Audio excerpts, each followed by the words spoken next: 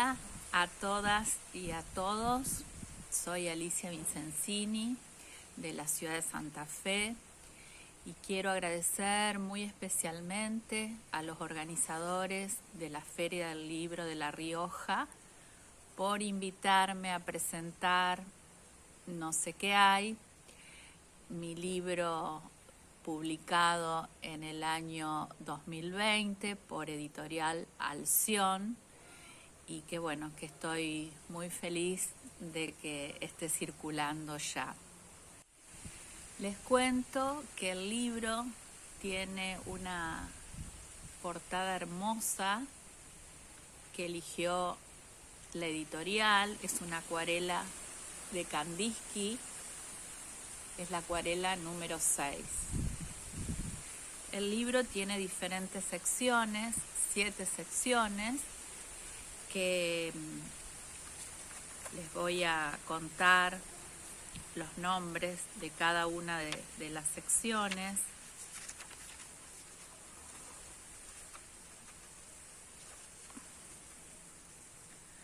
Con la pregunta cuesta, una querella, soplo, soles guardados, desvelada, flor secreta y por último el deseo. Quiero compartir para comenzar a hablar del libro el primer poema que dice así: no sé qué hay allá lejos donde la marea se pierde, la fusión del cuerpo justo ahí en los límites del lenguaje. Son invisibles los miedos y sin embargo pesan como gigantes. No sé qué hay, pero avanzo. Escribir para alumbrar. Algunas palabras de Diego Suárez. No sé qué hay, dónde, dentro, fuera, en el medio del libro, del alma, como en el acápite liminar de Dickinson. Si tu alma tiembla, abre la puerta de la carne. La cobarde necesita oxígeno, nada más. Continúa Diego. ¿Acaso la escritura sirva para abrirnos y dejar salir por igual lo asfixiante y lo asfixiado? En esa tónica, cada una de las 7 secciones del libro puede leerse como un poema, pero apelando a una respiración entrecortada, de bocanadas cortas, como si fuera más urgente exhalar que inhalar, tratando de hacer mucho con poco. Surge entonces la posibilidad no solo de leer cada sección como un poema, sino la de leer el primer poemario y este como uno solo, con el desfile del sueño, el miedo y sus espectros, el no, la primera persona, los matices de un tono asertivo modulado por la autoafirmación, como cuando dice: escribo poemas para alumbrar el espacio enigmático que ocupan mis fantasmas. Sigue el escritor diciendo: escritura que ilumina y da luz. ¿Qué?, se pregunta. ¿Un espacio enigmático o a lo mejor una enseñanza? Aprendí a desafiar la gravedad, dice Alicia. Podríamos preguntar: ¿la gravedad que mantiene nuestros pies en la tierra o la de lo solemne? En el fondo no importa, ambas nos privan de la experiencia del vuelo. pasar por el péndulo de escondida a no sé qué hay, es avanzar por una senda prometedora de final abierto, el incentivo de una poesía que da ganas de seguir leyendo. Gracias, Diego Suárez. Ahora quiero compartirles unas palabras que escribiera yo sobre este libro. Siempre sostuve un deseo de saber, plasmado en mi espíritu curioso, y ese rasgo de querer entender el mundo y entenderme a mí misma. Y la poesía es una llave que abre espacios que estaban velados. Hace ya algún tiempo que comencé con la escritura de los poemas que conforman este libro, escritos primero como piezas sueltas, a la manera de revelaciones enigmáticas, con cierto carácter anticipatorio. Algunos fueron apareciendo como verdaderas formulaciones o construcciones de mi inconsciente en el transcurso de la noche o al despertar del sueño. Otros como resultados de una búsqueda casi obsesiva de la palabra, búsqueda que comenzó en mis años de análisis y se apoyó y enriqueció con mi camino lector. En cualquier caso, paso a paso, las palabras, los poemas y los silencios fueron hallando una ubicación. Se fueron encastrando como piezas de un rompecabezas hasta configurar un recorrido poético. Y me animo a decir, ya como primera lectora del libro, que la manera en que quedaron ubicadas esas piezas, esos poemas, quizás da cuenta de una necesidad de no sucumbir a las amenazas de un tiempo oscuro, un tiempo marcado por pérdidas y finales, un tiempo que además puso a la pandemia como un real absolutamente insoportable para mí. Alguna vez escribí que la poesía es un guiño sobre el misterio del universo. Entonces, poder visualizar un horizonte en este libro donde el deseo pueda salir a flote ha sido y es un punto de partida hacia lo vivificante.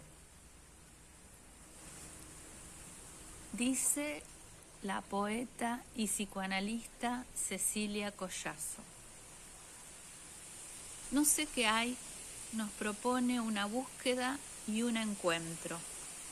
Esa es la apuesta de la autora en este sutil poemario que desde las primeras letras en su dedicatoria va por la vía de las preguntas sin la certeza de las respuestas. El planteo de este libro es desde el inicio la de un escrito hecho nada más y nada menos con la necesidad de la oxigenación de la carne, en palabras que hace propias en la pluma de la escritora Emily Dickinson. Un trabajo audaz que va por el camino de dejar abierta la vida misma para continuar, donde su palabra parte de la curiosidad que le provocan las sombras y los laberintos, atravesando los silencios, los ecos y las diferentes voces hasta la construcción de una que le sea propia. Logra soltar a los otros y transfigurar las certezas gracias al encuentro con los desechos hasta en las mismas caídas haciendo de ellos agalma. Lacan dice que alguien que está muerto es aquel quien no desea. En concordancia, la autora sostiene la vida sobre el basamento de su deseo vivo, como escudo contra la propia muerte. Estos versos hechos poemas son un cuerpo nuevo en su goce vivo.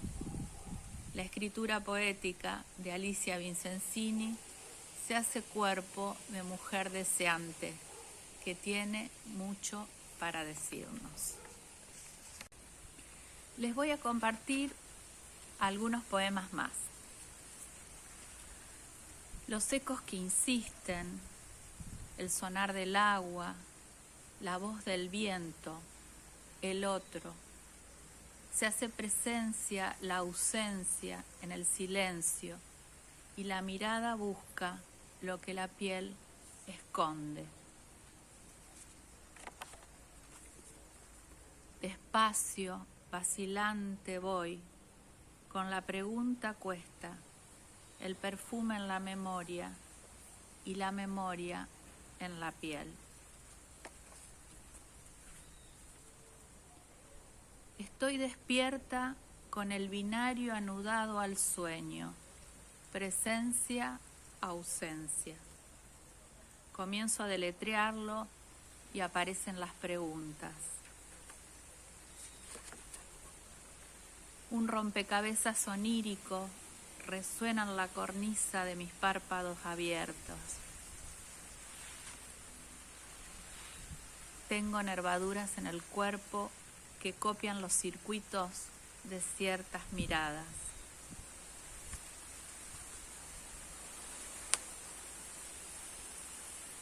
Tantos vestidos me pruebo para reconocerme en el espejo de la luna, pero la imagen siempre me inicia una querella.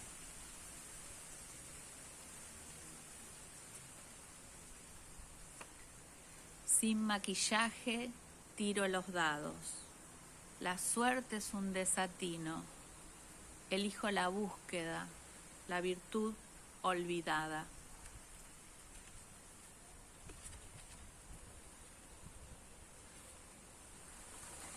Me busco en fragmentos de un sueño, la tinta que habla en el agua del cielo.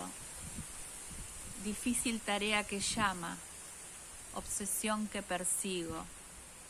Al pie del horizonte o dormida en el suelo, me busco, no espero.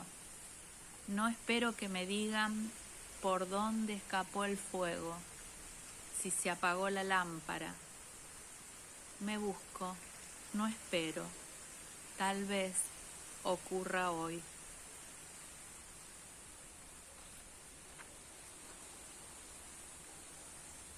Mi cabeza en el aire, mi corazón no se detiene, obedece un mandato inconsciente.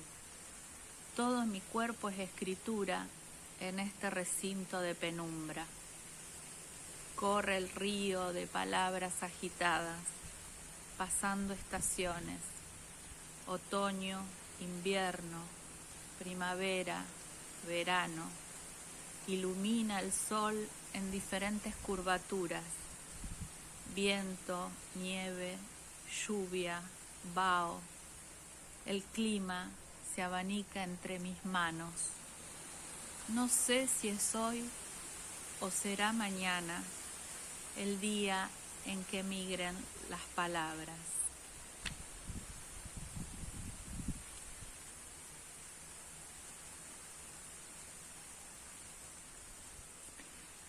Y el último poema, que no es el último poema del libro, el último poema que les dejo es este. La adversidad propicia el encuentro de algo perdido, un tesoro olvidado. A veces necesitamos un juego que nos disponga para la sorpresa. Vamos dejando pistas que atraen nuestros propios pasos. Y justo ahí, en el instante preciso, se devela el misterio. Muchas gracias.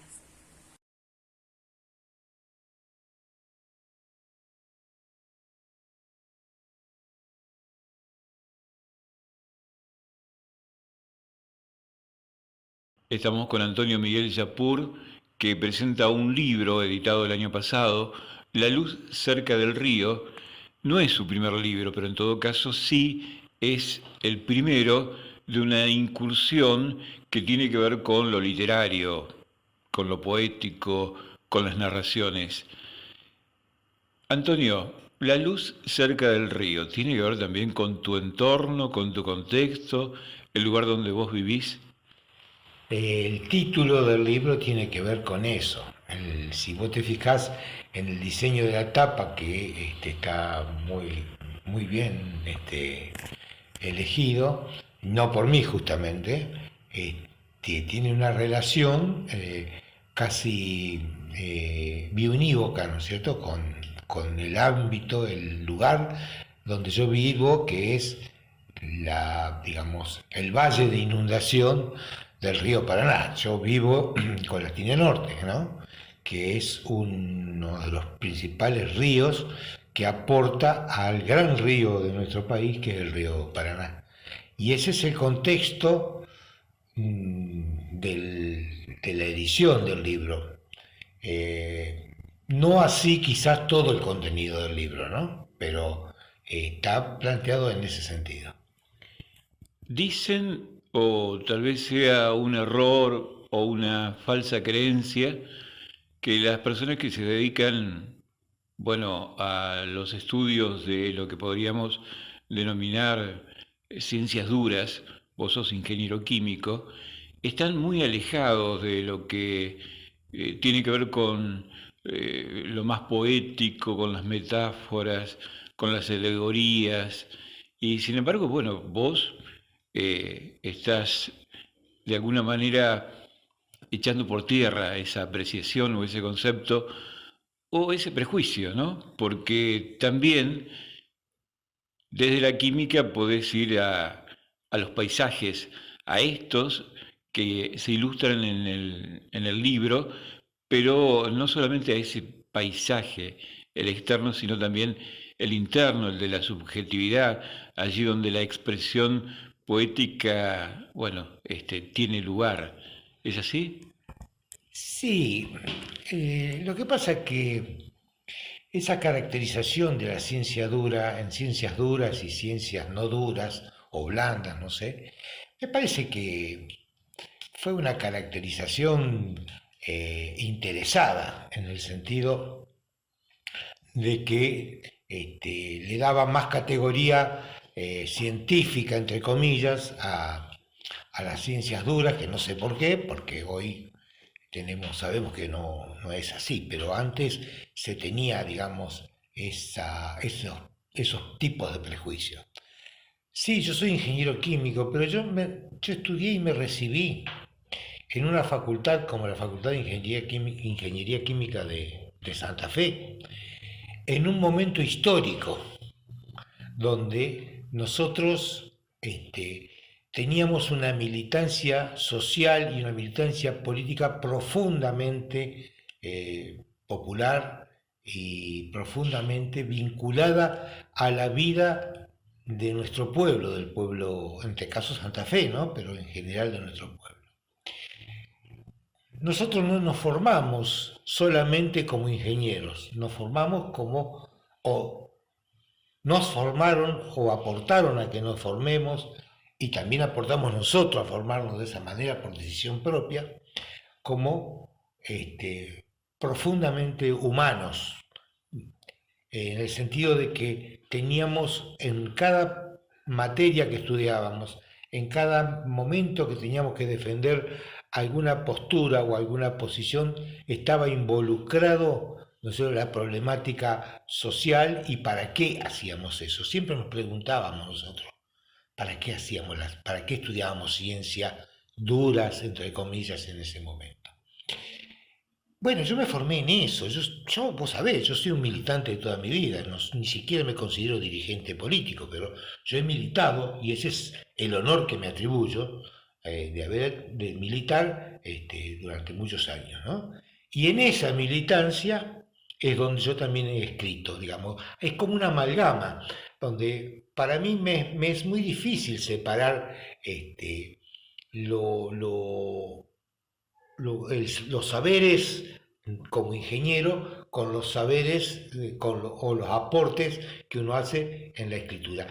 Yo no me considero tampoco un gran escritor.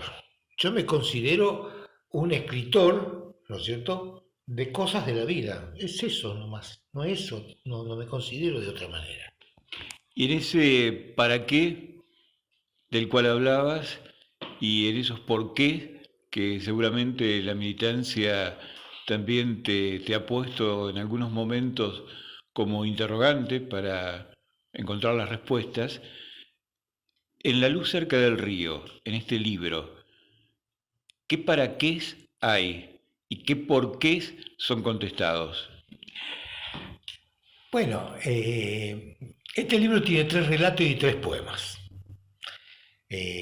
Los relatos son relatos de la vida, son relatos de la cotidianidad.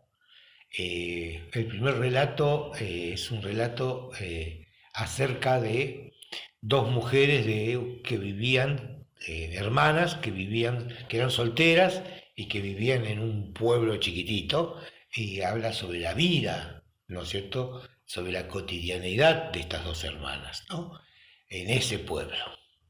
Este, Otro relato habla sobre un velorio, sobre una muerte que está relatada como una muerte propia, pero como que digamos, el difunto puede ver absolutamente todo lo que está pasando en el velorio, en su velorio, en el contexto de su velorio. ¿Quién no habrá ratoneado en su cabeza, en su mente, con esta posibilidad de ver qué es lo que sucede en el velorio de cada uno, ¿no? Claro. Pero a su vez, ¿sabes qué? Es un relato también de la vida. Es acerca de una muerte, pero es un relato de la vida. Es un relato que de alguna manera va describiendo una vida o la vida de un ser humano, de un grupo de seres humanos, ¿no? Y que esa vida se ve reflejada en el momento del velorio. Interesante. ¿Y cuál es el tercer relato? Y el tercer relato es un relato de amor. No me gusta decirle cuento porque la verdad que no es un cuento, es un relato de dos seres que se amaron durante toda la vida y se siguen amando a pesar de que las vidas de ellos son diferentes, porque son personas que han armado sus propias familias, pero que su amor es un amor que va independientemente desarrollándose de sus propias familias. A mí me gusta mucho, un lindo relato.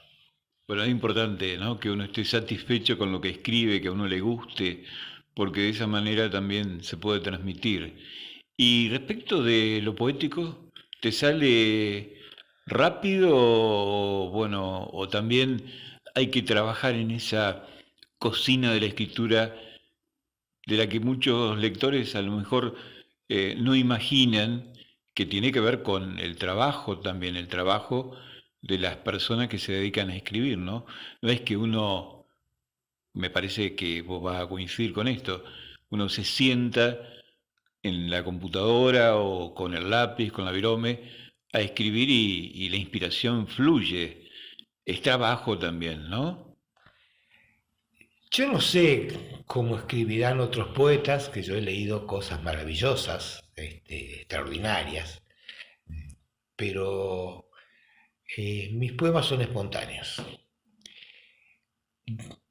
Y yo necesito de esa espontaneidad para redactarlo, para hacerlo el poema, y después necesito dejarlo descansar, madurar, y a lo mejor en un tiempo, que no se sabe exactamente cuánto, vuelvo y lo acomodo, pero el cuerpo del cuento para mí tiene que ser espontáneo. Soy así, no me sale no del cuento, del poema, no me sale de otra manera, no es que quiero hacer algo premeditadamente, no puedo, no me sale. Y así he escrito muchos poemas, y tengo muchos poemas escritos, y tengo muchos relatos escritos, porque eso también se refleja en el relato, además que el relato hay que después trabajarlo bastante, ¿no? Pero en el poema es así, yo no puedo hacer un poema de otra manera. Yo te cuento una anécdota, en un momento determinado estaba escuchando una noticia sobre un acontecimiento político en nuestro país hace 6, 7 años atrás.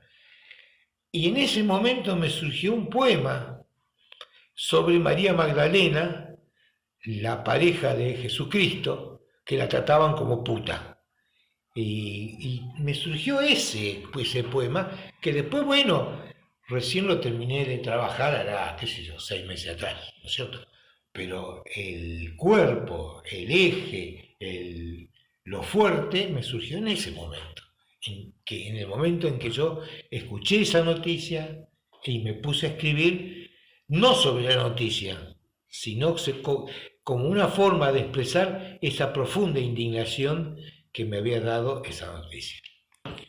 Antonio Miguel Yapur se llama, y es alguien que sus vivencias y su pensamiento también, trasuntando historias, van a poder encontrarlo en La luz cerca del río. ¿Querés leernos algo? ¿Querés compartir algo? ¿Querés leo de un relato? ¿Te parece? Sí. A ver, espera, que yo había marcado algo para no perdernos en el tiempo. Es sobre el primer relato que está acá en el libro, sobre devoción se llama el relato en general. Y dice así, es un párrafo, ¿no? El sacerdote era una persona influyente, sus palabras y consejos eran respetados en la vida pueblerina. El presidente de la comuna lo visitaba por lo menos 2 veces a la semana y solía concurrir a cenar con su familia al menos una vez. A excepción de los sábados y domingos, el cura no tenía tantas actividades y era costumbre que varias mujeres se turnaran durante la semana para mantener la iglesia y la sacristía limpia y ordenada.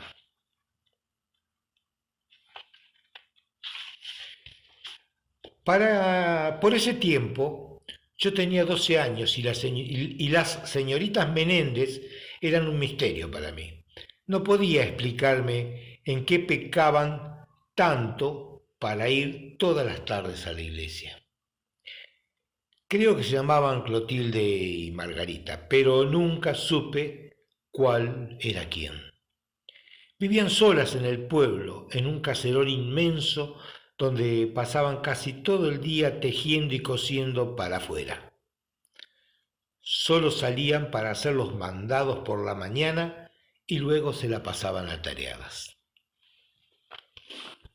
Y continúa acá en este libro. La luz cerca del río, Antonio Miguel Yapur, y esta es la presentación que quisimos hacer para la Feria del Libro de La Rioja. Gracias. Bueno, muchas gracias a vos y muchas gracias a Rodolfo y muchas gracias a todos mis amigos que me están ayudando.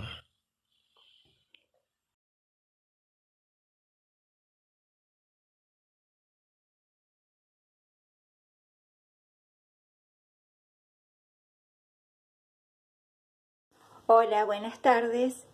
Yo soy Griselda Ruiz, de la ciudad de Santa Fe, y pertenezco al taller literario Quo Vadis que dirige el señor Nicolás Rojo. Un gusto estar con ustedes hoy, aquí en la Feria del Libro de La Rioja, realmente un placer. Y voy a presentar mi libro llamado Sendero de Heliotropos. Sendero de Heliotropos se refiere a el camino que hacemos los poetas a veces para poder lograr una poesía, para poder plasmar nuestros sentimientos en la hoja en blanco. Y el heliotropo es una piedra de cuarzo cristalina que los cristianos medievales decían era la piedra sobre la cual había caído la sangre de Cristo y había plasmado allí su sangre en esa piedra de jaspe, que actualmente es difícil de conseguir realmente y es una piedra preciosa. Por eso le puse este nombre, por la relación que le di a lo precioso y lo que cuesta realmente a veces escribir nuestros sentimientos en la poesía.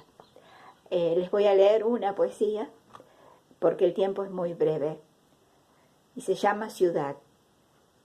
Sobre el asfalto nocturno de la gran Babilonia, alguien sigiloso se persigna.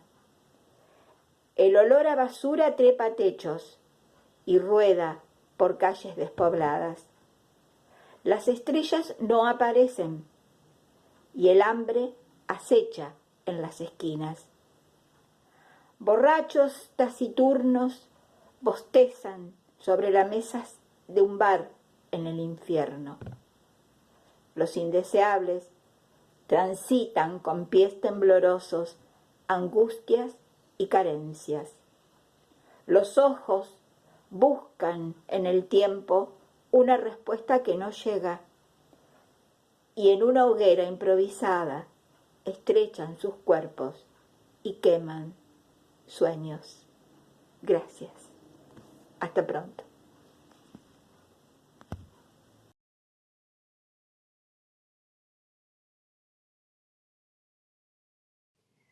Hola, soy Nelvis Gelfi, una escritora sancarlina de la provincia de Santa Fe y bueno, ante todo quiero agradecer la oportunidad que se me da a través de los escritores santafesinos y de Nicolás Rojo de poder participar en esta feria del libro de La Rioja para poder presentar mi novela.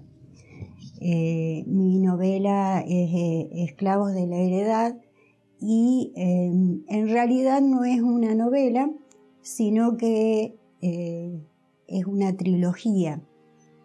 Les cuento un poco cómo comenzó esta historia. Siempre digo cuando me preguntan, de hecho también lo hice cuando presenté la primera parte de esta trilogía, que generalmente yo escribo más caminando que frente a un ordenador o al lápiz y papel. Y bueno, estaba caminando y me surge una frase que es algo así, más o menos, si a los 15 la viruela le marcó el rostro, a los 20 le había amargado el espíritu y para los 25 ya tenía el verbo pervertido. Esa fue una frase que me surgió y a raíz de eso inicié este trabajo. Es la historia de 3 mujeres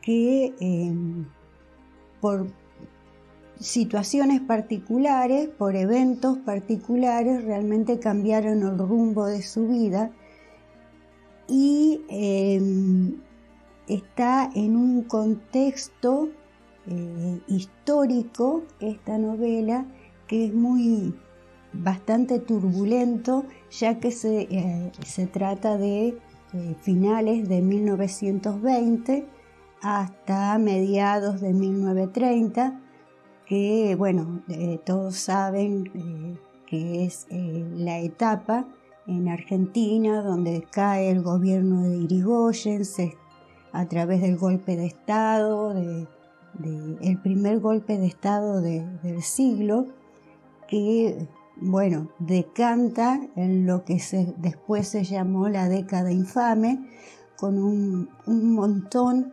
de hechos políticos que iban transformando el país y afectaba a todas las personas. En el libro, si bien se habla de todas estas cuestiones, no se lo ve, no se lo trata como describiendo los momentos históricos, sino describiendo el sentimiento y las sensaciones o lo que le pasaba a las personas comunes, a las personas de a pie, como bien dice Franco Citroni, que es el último prologuista de esta serie, de esta trilogía. A la gente común, ¿qué nos pasaba a nosotros que no teníamos influencia en esa situación? Y bueno, así todos somos atravesados. Si nos ponemos a pensar, las consecuencias de ese golpe de Estado todavía influyen en nuestro país. Así que a estas tres personas en ese momento hicieron que sus vidas cambiaran para siempre. Se trata de Aurora, Auri, Tuna e Inés. Aurora es una mujer que, bueno, está afectada por la viruela, que dejó sus marcas y que como escudo, como defensa a lo que le pasaba, desarrolla, bueno, un lenguaje bastante soez y siempre está a la defensiva y eso cambia su vida en el momento en que sus padres son asesinados. Por otra parte, está Tuna, una mulata que si bien obviamente no es bien vista por los blancos, por decirlo de alguna forma, tampoco es bien vista por los negros, porque es una impura. Entonces en ninguno de los dos sitios tenía cabida. Y luchaba por poder mantener sus pertenencias, sus cosas. Y por otro lado se encuentra Inés, una citadina de un origen un poco no oscuro, pero sí que quiere cubrir, que a través de ropa, de maquillaje y bueno, esto hace que también su moral no es así muy pura, y todo esto hace que a raíz de todas estas situaciones se encuentren las tres con un mismo objetivo, que es la búsqueda de la justicia. En este punto es cuando uno comienza a preguntarse qué es la justicia, porque el hecho de que intenten buscar justicia, hacer justicia por sus propias manos, se va confundiendo con lo que es la venganza y va sacando de ella lo más oscuro que tienen. Entonces es una historia bastante interesante, y va pasando el tiempo desde el golpe de Estado para culminar en la última insurrección radical que fue en el 33.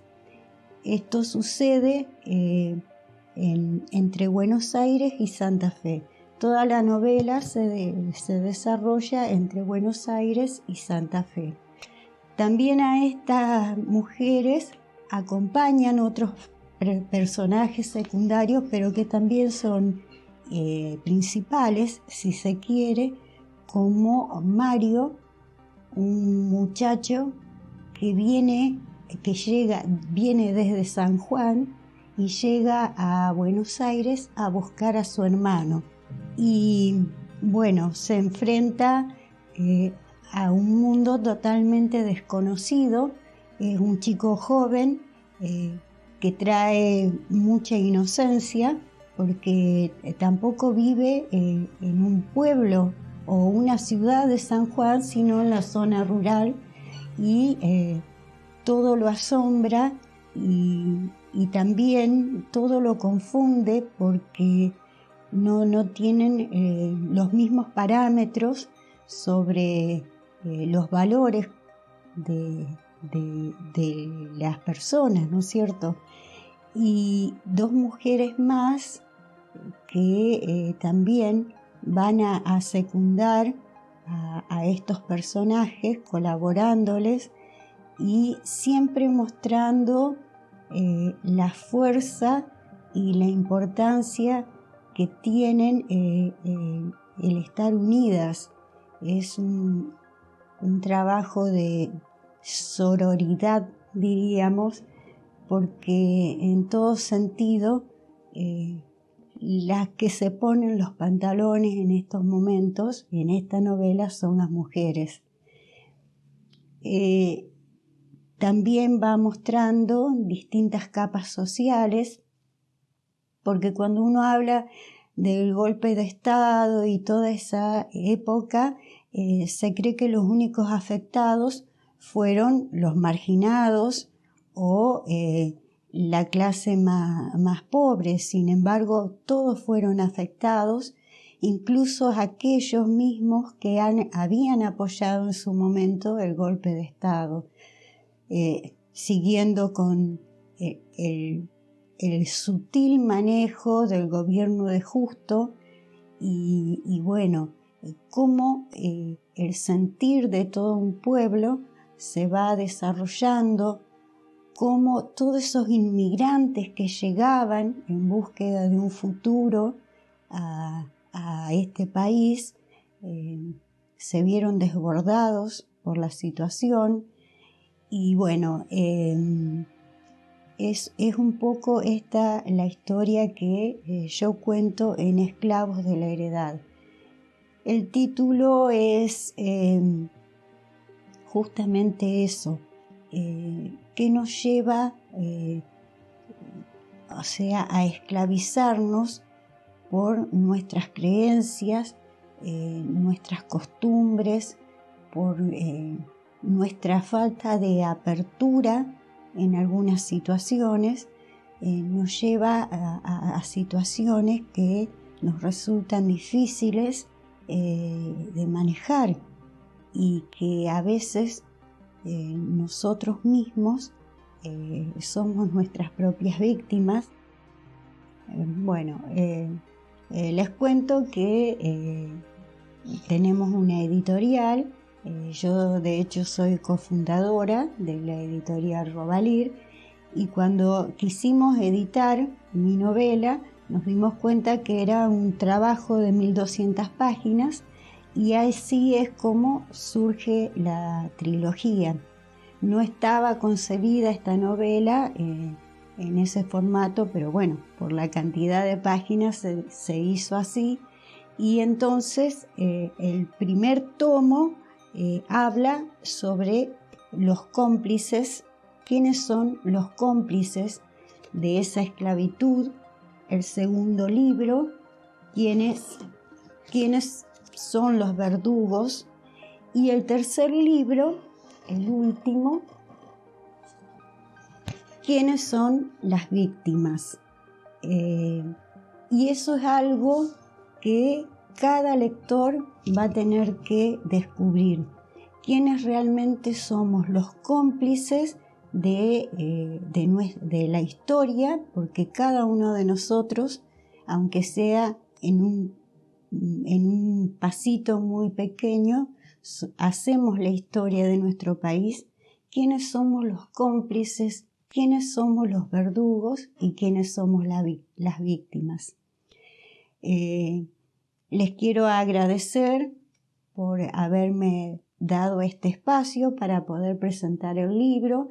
Aquel que quiera adquirirlo lo puede conseguir a través de nuestra tienda virtual, a través de tienda@lil.com, y realmente agradecer a la Feria del Libro de La Rioja por darme este espacio y por compartir con los escritores del interior, que a veces no tenemos acceso a lugares más grandes, a centros más grandes, y esta forma, a través de este medio de comunicación, a través de los medios virtuales, es una posibilidad muy importante, y agradecemos ese apoyo que se nos permita poder presentar un libro a través de esta manera. Muchas gracias a todos.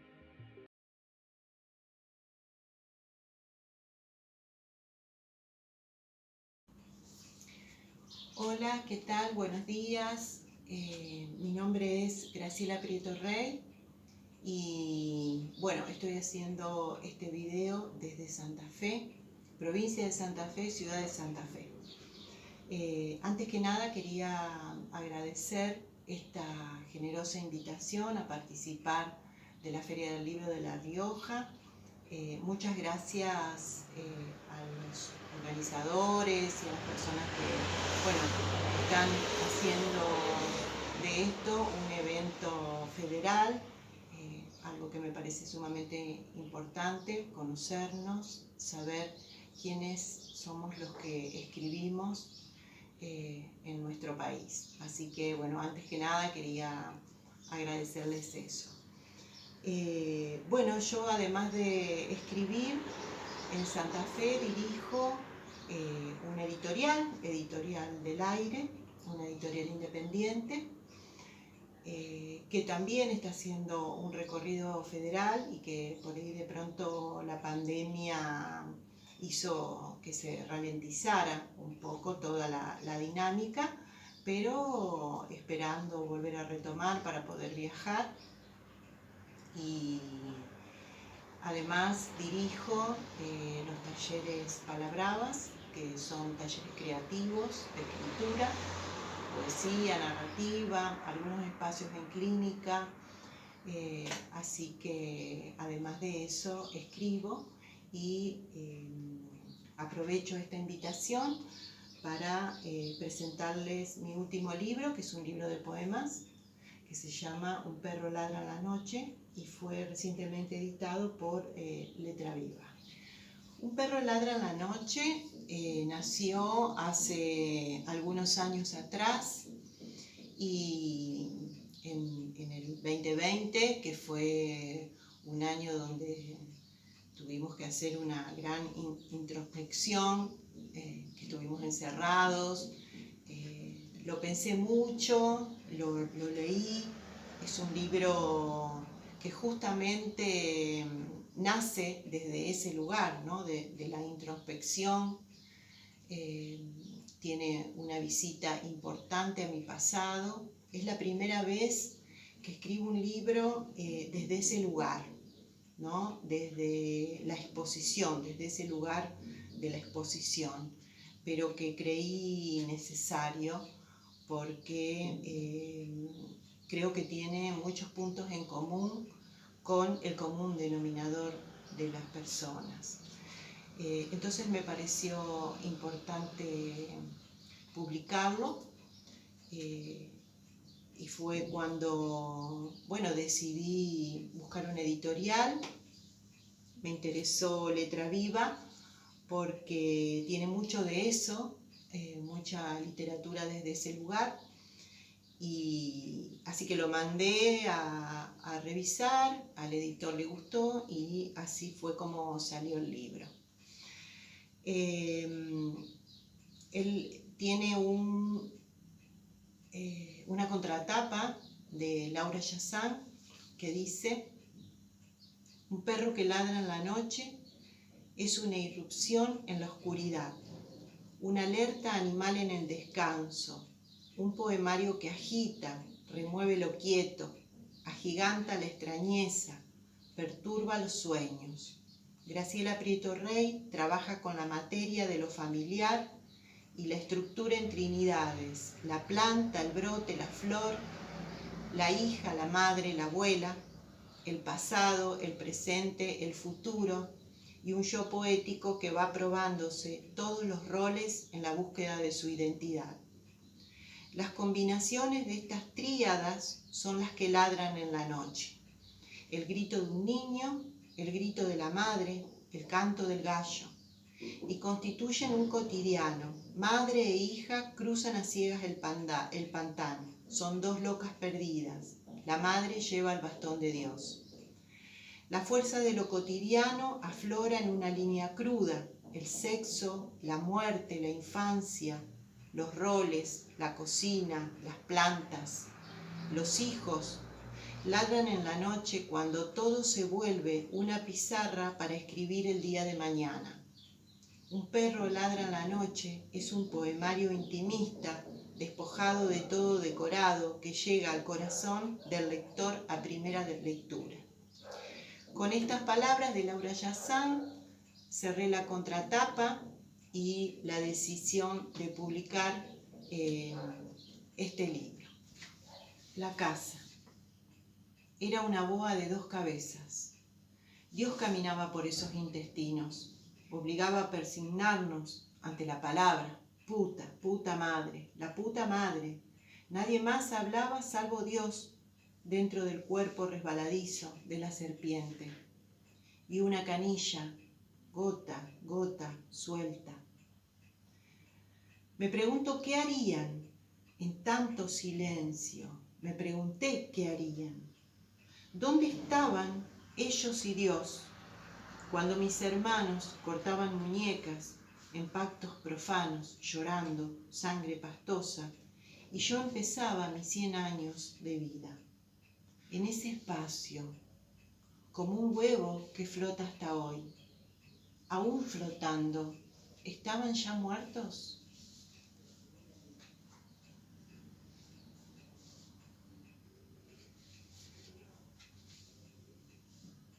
6 de septiembre. Puntual, otra yo sale de mí. Podría escribir, reventar cada palabra como si fuera una granada, llena de milagro rojo a punto. La cabeza de mi padre rodó después de muerto, pero es tan literal. Necesito ser anterior a su esperma para decirle desde adentro: te vas a morir joven, antes decime que me querés. Empiezo con dolores de parto.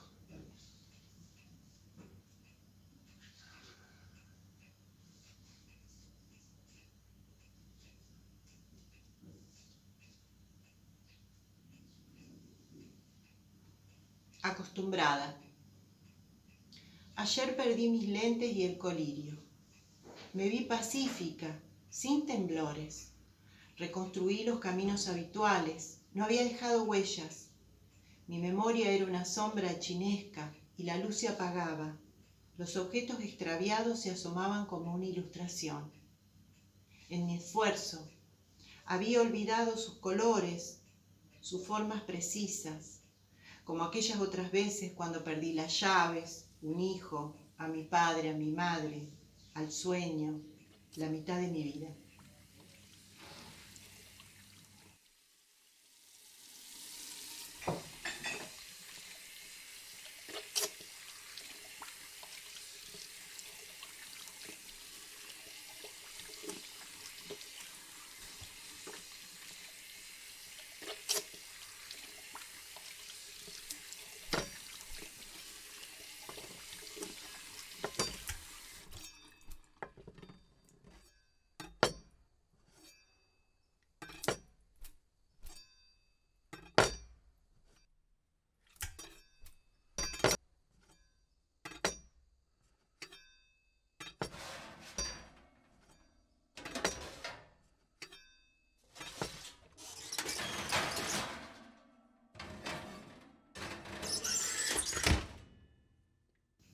el llanto que oímos todos. Un niño nace del otro lado de la circunvalación. Oímos el grito de la madre, el grito del niño, el canto del gallo. Es de madrugada. Olemos la tierra caliente, la sangre caliente, la sangre caliente. Sabemos qué piensa la madre cuando llora. Y no lo podemos explicar. Algo en su célula despierta el llanto, como si viniera de antes y se fundiera en el después. Un niño cae y se raspa la rodilla. Oímos el grito de la madre, el grito del niño, del hornero que bate sus alas en el alambre de la ropa. Es tarde a la tarde. Olemos la tierra caliente, la sangre caliente, la sangre caliente. Sabemos qué piensa la madre cuando llora, como cuando vemos un fósforo, el destino cierto y definitivo de un fósforo. Han matado a un niño en una represión. Fuerzas militares mataron a un niño. Oímos el grito de la madre, el grito del niño. Un cuervo grazna y también lo oímos. Olemos la tierra caliente, la sangre caliente, la sangre caliente. Sabemos qué piensa la madre cuando llora. Miramos hacia arriba y a lo lejos, como cuando buscamos la luna antes de la noche.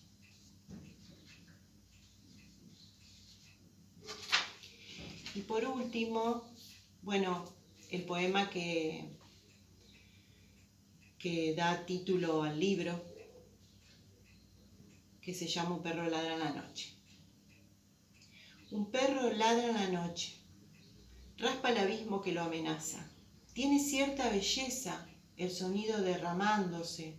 Me pregunto por qué ladra, si la noche es caliente y huele bien. En la playa hay jóvenes, prenden fuegos, dicen hacer el amor. ¿Qué importa? En un rato estarán húmedos como la arena y mojarán pastos lejanos. Nosotros mismos en la intemperie beberemos sus flujos del aire para llorarlos después, mientras el perro ladra. ¿Qué sabe el perro? ¿Qué sabe? No puede ver la piel seca de un peñi muerto en algún cerro. Aunque quisiera, no puede ver agonizar al niño en Zambia, ni cómo violan a Sara en Alepo. Se lo grito al abismo. Soy un perro que ladra en la noche. Un perro ladra en la noche se consigue en la misma librería de Letra Viva. Tiene un sitio web donde se puede comprar desde ahí y está también en formato ebook. Se compra directamente desde ahí. Quería volver a agradecer esta oportunidad de acercarme a la Feria del Libro de La Rioja, desearle mucha suerte a todos y un abrazo fraternal.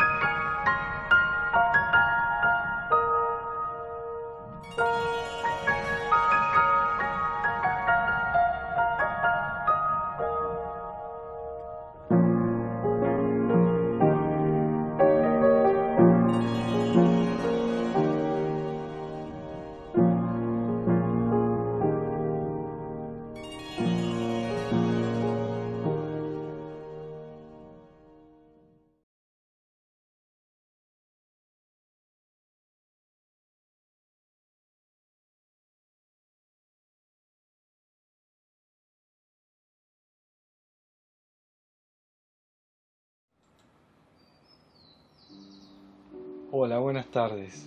Estoy muy feliz de estar acá grabando. Gracias a la invitación por haber organizado este encuentro virtual y gracias por poder presentar un libro que es el último que he gestado. Este es un libro que se llama Cielo de Tierra. Acá lo tengo en formato digital para poder trabajar más amablemente. Tiene una hermosa portada y me di el lujo de que tenga 2 prólogos. Sí, un poco llamativo. Uno de Reinaldo García Blanco, gran poeta y crítico cubano, que tuve la oportunidad de conocer hace un par de años, y otro de Marisela Ríos Toledo, también gran amiga y poetisa de México. Este poemario se llama Cielo de Tierra por sugerencia justamente de Reinaldo García Blanco,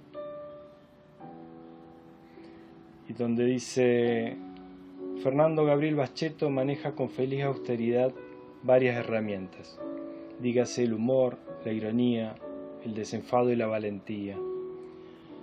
Pienso en textos como Dame un like y Citas ciegas. La escritura se constituye en un acto de fe. Sueño y esperanza parecen darse la mano.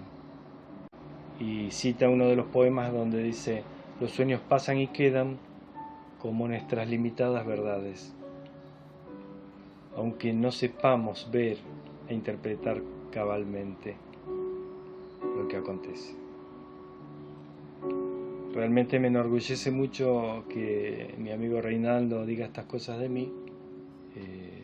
Humildemente prefiero mostrarle algunos de los poemas y no estar hablando de mí, ¿no?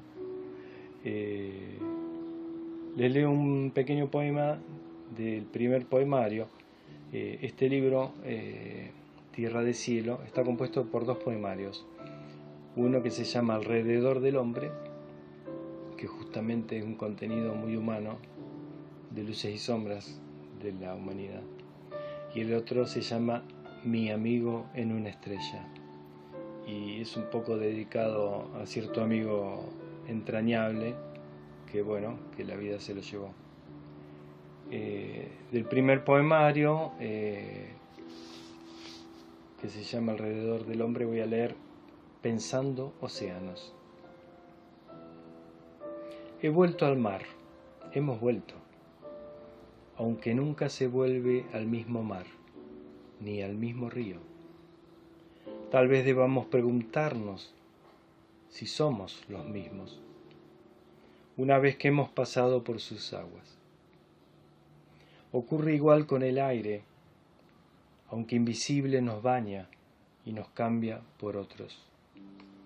Pero soy un tonto, somos otros a cada instante, en el océano primordial del tiempo.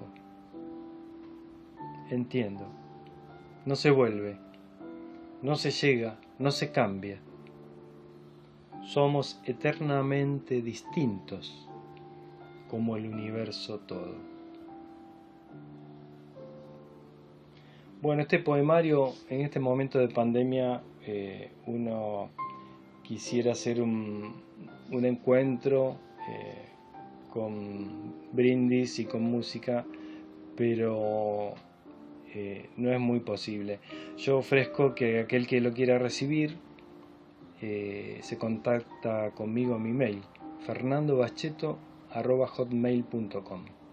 Como es mi nombre, así, Fernando Baschetto, todo en minúscula, @hotmail.com. Ahí podemos ver cómo se los hago llegar, previa un depósito, no sé, en algún CBU. Otro poema del primer poemario se llama Don't Stop Dancing. Deberemos bailar hasta la tumba, no queda otra, porque la vida nos percute día a día con su impertinente ritmo enloquecido, y como buenas marionetas que somos, nuestros enredados hilos tironean, intentando zafarse sin ton ni son. Si no mueves tus huesos estás perdido, aunque te parezca absurdo el torpe contoneo que en tu paso se ejecuta. Baila, baila y no pares, que después de todo te he visto musitando en los rincones esa misma cantinela que atormenta nuestros sueños y que en un futuro será un himno que los hermanos de la tierra entonaremos cantando a viva voz, marchando acompasados a la cabeza de la fila la muerte, consumada danzarina. Y así es, como ven, alrededor del hombre habla de temas relacionados a la vida, a la muerte, a la esperanza. Atreverse claramente. Y tiene mucho que ver con la función de los poetas y escritores. Estoy harto de escuchar a personas diciendo toda clase de palabras sin sentido. Incluso a los poetas los he oído. Comprendo su calidad de mortales, pero ¿quién anhelará entonces ese grial que nos deja absortos a hitos de certeza y claridad? No me vengan con palabras ajenas, que cada uno responda por sí mismo, pues finalmente no solo hay que atreverse a decir la claridad, sino que también, y ante todo, a vivirla hay que atreverse. Les cuento que en estos momentos estoy llevando adelante un programa de difusión de poesía a través de WhatsApp, que se llama Grajeas Diarias de Poesía. Quien desee participar se contacta conmigo a través de Facebook o del correo electrónico. Mi Facebook es Fernando Vaz, así con B corta, Fernando Vaz. Búsqueme, yo les puedo hacer partícipe de la difusión de poesía diaria a través de WhatsApp. Esta está relacionada sobre la valoración que hacemos de las cosas. El tonto que mira.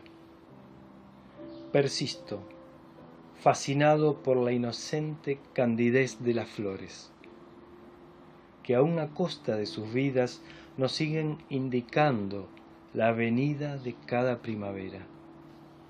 Aún no comprendo su lenguaje, que tiembla y se estremece al ritmo del aire que la brisa empuja.